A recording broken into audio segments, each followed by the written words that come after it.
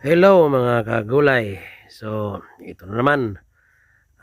Gumawa tayo ng isa pang bed na box bed para sa ating ah, kabuting saging. So, meron pa tayong natirang tatlong bag na binhi ng kabuting saging. So, ah, same lang din ang ginawa natin mga kagulay. Oh.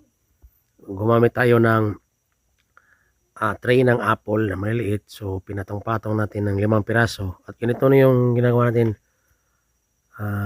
Madali lang natin siyang na trabaho kasi meron tayong stock na 2 sako na dahon ng saging na pinutol-putol natin at binabad natin sa tubig. So, ito ang nagawa ko ngayong araw, mga kagulay, mga idol, kasi ito wala tayong ginawa. So, wala tayong ginawa ngayong araw na to, kaya ito ang napag-isipan natin. So,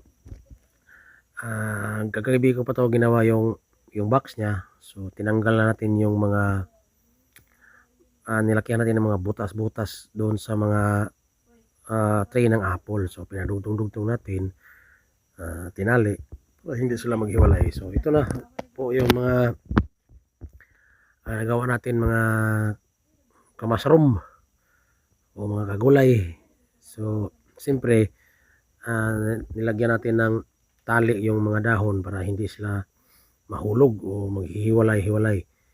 So, ito yung nakikita nyo mga kagulay ay meron na yung tanim na yung binhi ng kabuti. So, sa pag-prepare nito ay sabay, no? Naka-prepare na yung mga dahon ng saging, tapos yung binhi. So, hindi naman pwedeng maglagay ka muna ng bed tapos huli na ang binhi, sabayan, kasi layer by layeran.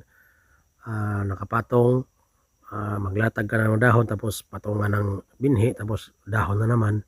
So, yun ang sistema sa pag gawa ng bed mga kagulay.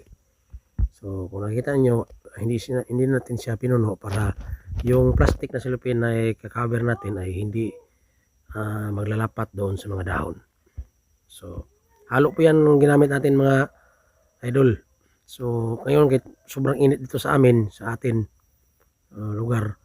So, maraming parang magdadry talaga ang mga kabuti natin pag hindi natin madiligan. So, hintay tayo ng 7 araw at pasingawin natin.